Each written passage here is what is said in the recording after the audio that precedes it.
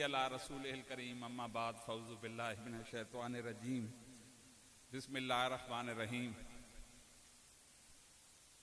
महफिल के रूहे रवां जनाब डॉक्टर हनीफ न्याजी, मेहमान खसूसी हमदम देरीना जनाब अमजद अली मलिक साहब, CEO एजुकेशन मियाँ वाली जनाब वज़ीर आगा साहब,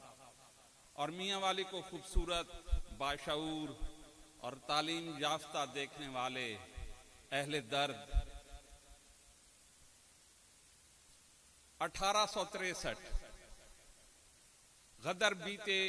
7 साल हो चुके। मुसलमान गदर की तोहमत लिए बयक वक्त अंग्रेज और हिंदू के अताब का शिकार हैं।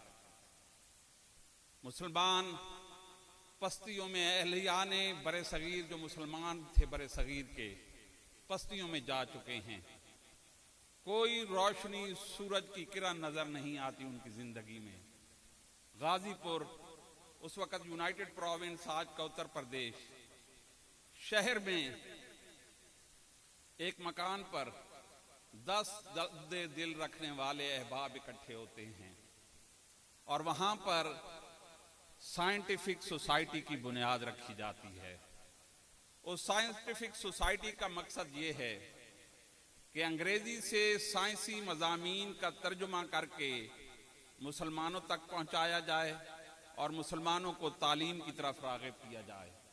और दूसरा, एक रसाला निकाला जाए उर्दू ज़बान में तहज़ीबुल इखलाक के नाम से, कि जो उस वक़्त की मुस्लिम सोसाइटी है, बरे सगीर का मुस्लिम मुआशरा है, वो जिन समाजी बुराइयों में जकड़ा हुआ है उनको ख़त्म किया जा सके। यही साइंटिफिक सोसाइटी 1872 में मोहम्मदन एजुकेशनल सोसाइटी में कन्वर्ट होती है और फिर यही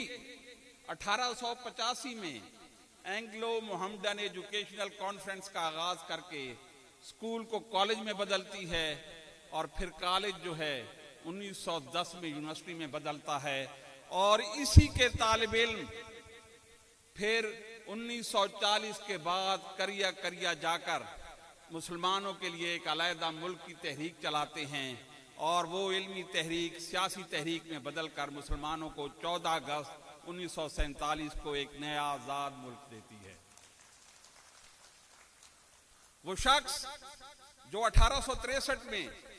गाजीपुर में सदरुल सदूर था, यानी सब जज था उस वक्त, वो सर सैयद अहमद खान था। आज भी अगर आप तारीख को तासुब की ऐनक उतार के देखें तो ये पाकिस्तान जो है, जिसका आज हम 75वां यौम आज़ादी मना रहे हैं, ये पढ़े लिखों की तहरीक था। क्योंकि हिंदू के मुकाबले में ना आपको नौकरी मिलती थी, ना आपकी वकालत चलती थी, ना आप कारोबार में कामयाब थे। ये पढ़े लिखे मुसलमानों की तहरीक इसलिए थी कि हमें एक आज़ाद मुल्क हो जिसमें हमारे लिए नौकरियां हों, जिसमें हम अपना कारोबार करें और जिसमें हम अपने मजहब की दिए हुए असूलों के मुताबिक अपनी जिंदगी बसर करें। तो ये पाकिस्तान जो है वो एक इल्मी तहरीक का नतीजा है।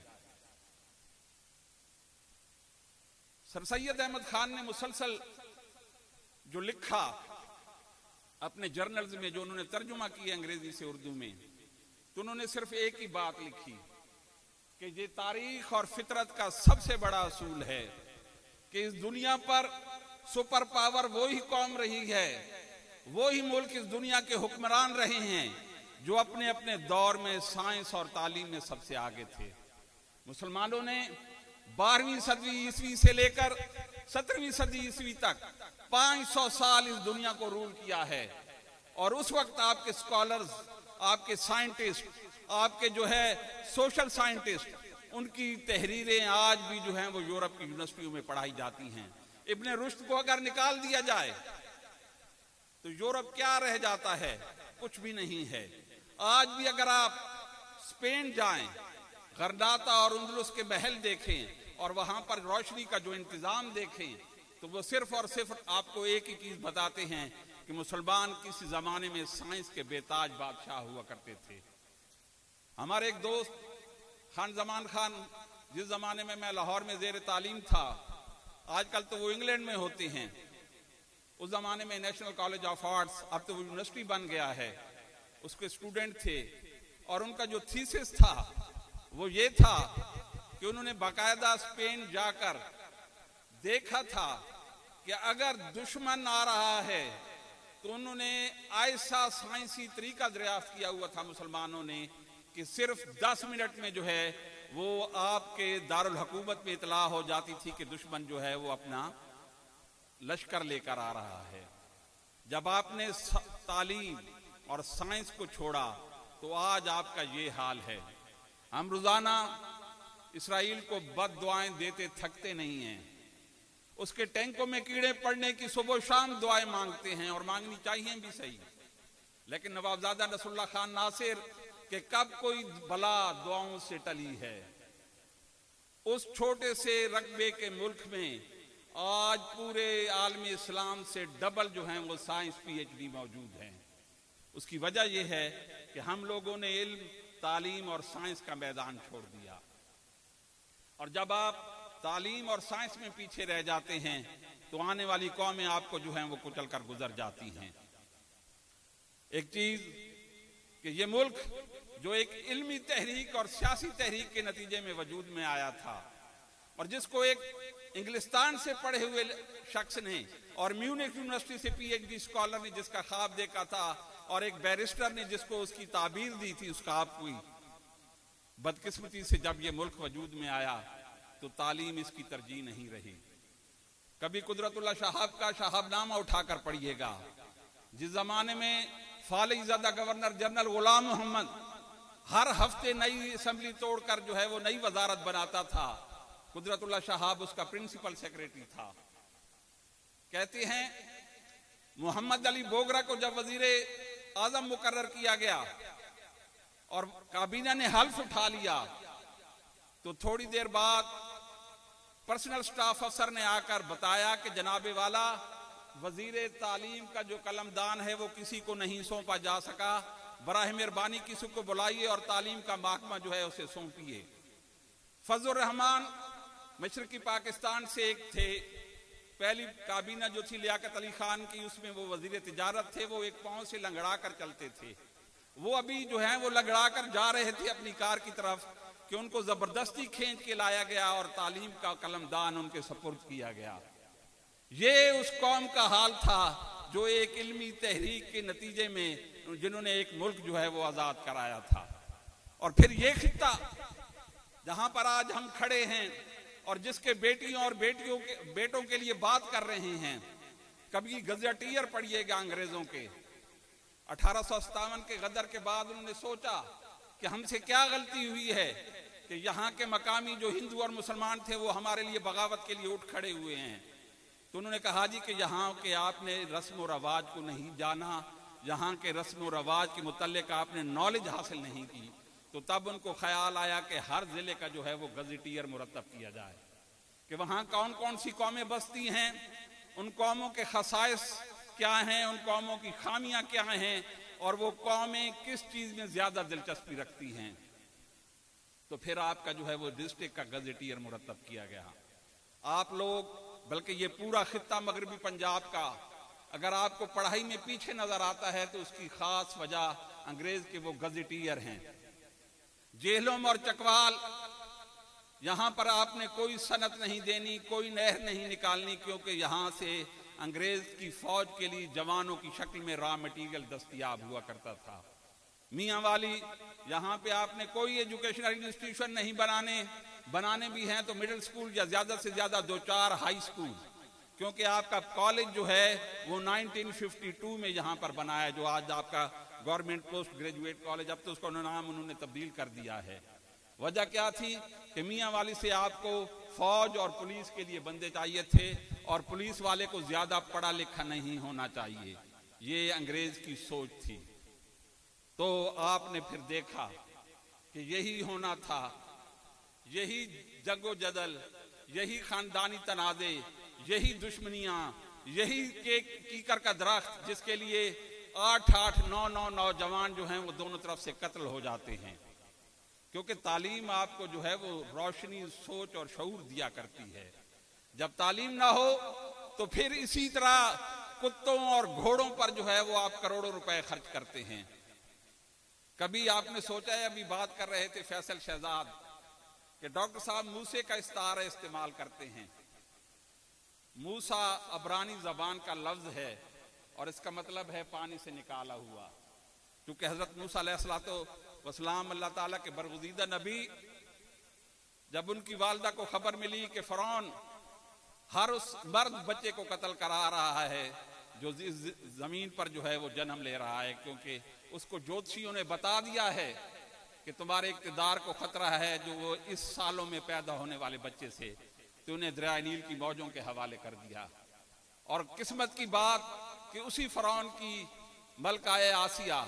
उन्होंने उनसे को पानी से निकाला और उनको लक़ब दिया मूसा का पानी से निकाला हुआ। हकीकत में डॉक्टर साहब हमारे ज़मीर को झंझोड़ते हैं और वो हमें बताते हैं कि मियाँ वाली का मूसा वो होगा जिसको हम सब मिलकर जहालत, गुर्बत और ऐसे रस्म और रवाज से निकालेंगे जो उसकी जिंदगी के लिए ज़हर कातिल हैं। ये इसलिए मूसा का इस्तारा जो है वो इस्तेमाल करते हैं। और जो बात की जा रही है कि जनाब हम यहां पर फंड रेजिंग करेंगे, बुनियादी तौर पे जो सबसे बड़ी बात है जो डॉक्टर साहब की मैं मुनफरिद देखता हूं, अभी मैंने आपके सामने तावीलें रखी कि सर सैयद कोई बाकायदा एजुकेशनिस्ट नहीं थे, वो तो जज थे एक किस्म के, और डॉक्टर साहब भी जो हैं वो बाकायदा कोई उस्ताद नहीं हैं, वो तो डेंटल डॉक्टर हैं, लेकिन उनके दिल में भी तालीम का दर्द है और मुआशरे का दर्द है। सर सैयद अहमद खान ने भी तालीम के जरिए से जो उस वक्त के मुसलमानों में मुआशरती बीमारियां थी उसका खात्मा किया, और डॉक्टर साहब भी इसी बात के लिए कोशां हैं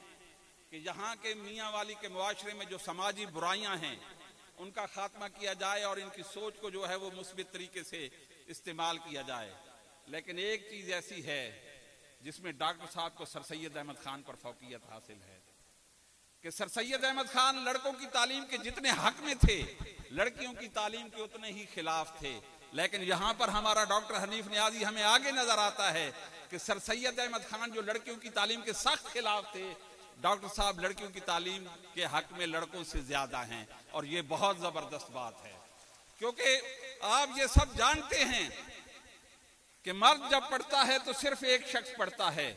और जब एक बच्ची पढ़ती है, एक लड़की पढ़ती है, तो पूरा खानदान पढ़ता है। आज अगर आप बांग्लादेश का ग्रामीण बैंक, पाकिस्तान का खुवत, पाकिस्तान का कशफ देख लें और उनकी रिपोर्ट्स पढ़ लें, तो वो सिर्फ आपको एक ही बात कहते हुए नजर आते हैं कि वो जिसको कर्ज देते हैं उनकी जो बेसिक कस्टमर है वो औरत है। और इन 3 NGO, डॉक्टर मोहम्मद यूनुस की ग्रामीण बैंक बांग्लादेश में, जनाब अमजद साकिब साहब की अखुवत पाकिस्तान पंजाब में, और SM जफर साहब की साहबजादी रुशान जफर की कशफ जो है वो लाहौर में और कसूर में काम कर रही है। इन तीनों की रिपोर्ट्स में सिर्फ एक ही बात कॉमन है कि जब आप औरत को कर्ज देते हैं तो वो औरत जो है 99.9% जो है वो आपको कर्ज वापस करती है, और जब औरत की गुर्बत दूर होती है तो पूरे खानदान की गुर्बत दूर होती है, और जब औरत में तालीम आती है तो पूरा खानदान जो है वो तालीम याफ्ता होता है। बात जो आखिर में आप सबके सामने रखने की है और कहने की है वो ये है कि ये सदका जारिया है। कल खालिद सईद नहीं रहेगा, उसकी जगह बहुत सारे लोग और आ जाएंगे, लेकिन खालिद सईद का किसी तालिब इल्म या तालबा के लिए आज खर्च किया हुआ पैसा उसको रोजे मैशर नबी आखिर ज़मा हजूर अकरम सल्लल्लाहु अलैहि वसल्लम की शफात से बहरामंद करने का सबब जरूर बनेगा। जिनका कौल था कि आप इल्म हासिल करो चाहे आपको चीन भी क्यों न जाना पड़े, और जिन पर वही का उतरा हुआ पहला लफ्ज था पढ़, जिसको हमने छोड़ दिया है। मैं बहुत शुक्रगुजार हूँ जनाब मूसास के डॉक्टर मोहम्मद हनीफ नियाजी का, जनाब शाकिर खान बलूच का, उनके दोस्तों का, अहबाब का, कि जिन्होंने मुझे आज एक तवील उम्र गुजरी है जिंदगी के मुख्तलिफ शोबाओं में, सियासी तौर पर,